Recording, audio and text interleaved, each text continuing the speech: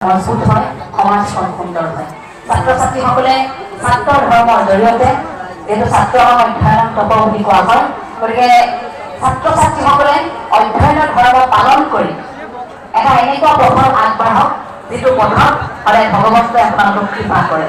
সেই পথটোত কেতিয়াও হতাশা আপোনালোকৰ নাহক, সদায় হৃদয়খনে যিটো বিচাৰে, মনটোৱে যিটো বিচাৰে আৰু মগজুৱে যিটো কৰিব বিচাৰে, যিটো মগজুৱে আপোনাৰ অনুমতি প্ৰদান কৰিছে, যিটো দক্ষতা আছে মগজুৱে হ'ব মই পাৰিম, গতিকে সেই কামটোৰ প্ৰতি আপোনালোক অগ্ৰসৰ হওক। পৃথিৱীত এনেকুৱা কোনো শক্তি নাই যিয়ে আপোনাক ৰাখিব পাৰিব।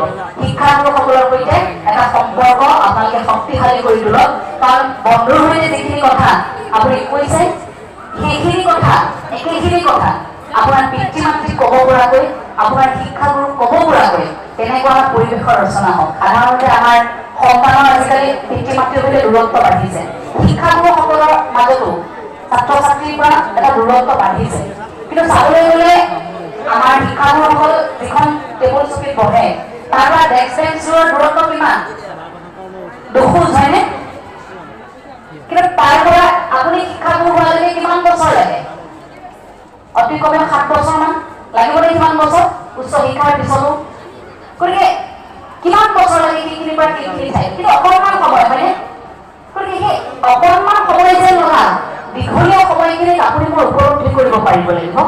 আগৰ সময়খিনিৰ পৰা এতিয়াৰ সময়খিনিলৈকে এইটো ইতিবাচক দিশে যদি আমি চাওঁ, আগতে মহাশয় দেখাৰ লগে লগে চাইকেলৰ পৰা নামি দিয়া সময়খিনি শিক্ষাগুৰুৱে দেখাৰ লগে লগে আমি ভয়ত কঁপি থকা সেই সময়খিনিৰ পৰা এতিয়া বন্ধুত্বমূলক আচৰণ কৰালৈকে কিন্তু এটা ইতিবাচক দিশে যদি চাওঁ, যদি বন্ধু বুলি ভাবিছো তেন্তে সি আমাক জীৱনত যথেষ্ট সহায় কৰে।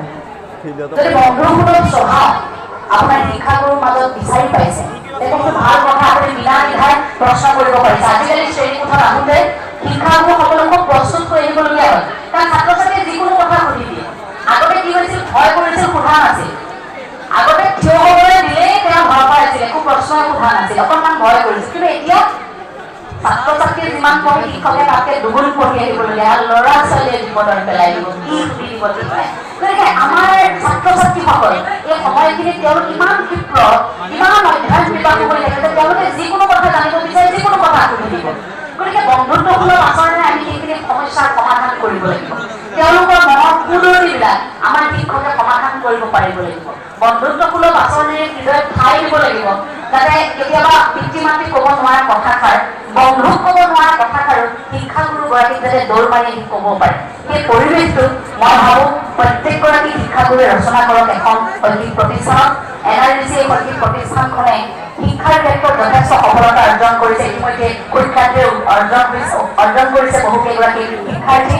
মই সেই সকলোলৈ শুভেচ্ছা জ্ঞাপন কৰিছোঁ। ইয়াৰ সমান্তৰালকৈ সাহিত্য, সংস্কৃতি আৰু ক্ৰীড়া এইকেইটা বিষয়তো আপোনালোক জড়িত হ'ব বুলি মই আশা কৰিছোঁ।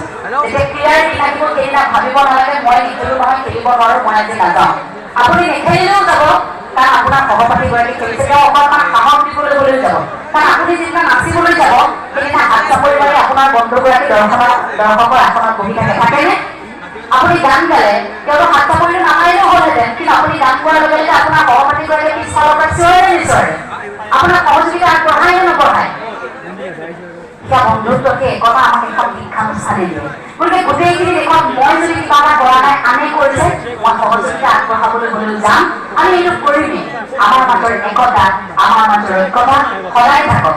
ছাত্ৰ ছাত্ৰীসকল ছাত্ৰ জীৱনত একেখন বেঞ্চত বহাৰ পৰা আজি ঠেলা হেঁচা লাগে একেখন বেঞ্চত বহিবলৈ 7 গৰাকী শিক্ষকগৰাকীয়ে বাৰে বাৰে কৈছে 7টা নগৰাকী তাহাঁতি একেলগে 3জন বা বাকীকেইটা পিছলৈ যায়, নাই কাজিয়া 7টাত বহিবই, ঠেলি হেঁচি আমি বহু হ'বনে?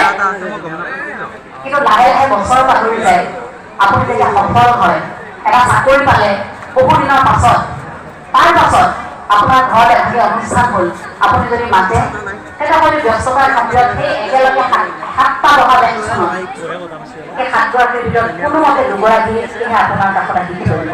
অৰ্থাৎ এতিয়া ঠেলা হেঁচা কৰি 7 গৰাকী পৰিছে, লাহে লাহে সেই 7 গৰাকী, সেই 25 গৰাকী, সেই 30 গৰাকী আপোনাৰ জীৱনৰ পৰা আঁতৰি যায়। আমি ইমান কষ্ট হৈ পৰি, ইমান যন্ত্ৰ হৈ পৰি, কাষতে বহি থকা গৰাকী কোনে কেনেকৈ আমাৰ প্ৰতিদ্বন্দ্বী হৈ পৰে আমি গম নাপাওঁ। তাৰ বাবে ক'ৰবাত মা দেউতাই ঘৰত শিকাই পঠিয়ায় যে সি যদি 100 পালে মই কিয় অৰ্থ যথেষ্ট গভীৰ।